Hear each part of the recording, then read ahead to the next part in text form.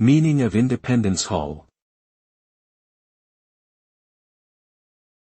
Independence Hall.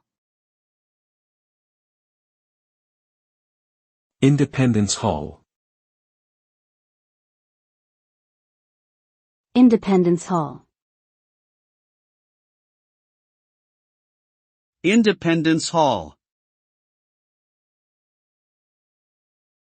Independence Hall is a historic building located in Philadelphia, Pennsylvania, USA.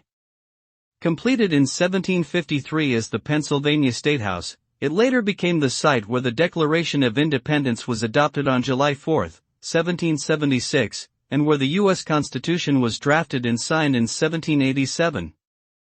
Today, Independence Hall is a UNESCO World Heritage Site and attracts millions of visitors each year who come to see this symbol of American independence and democracy.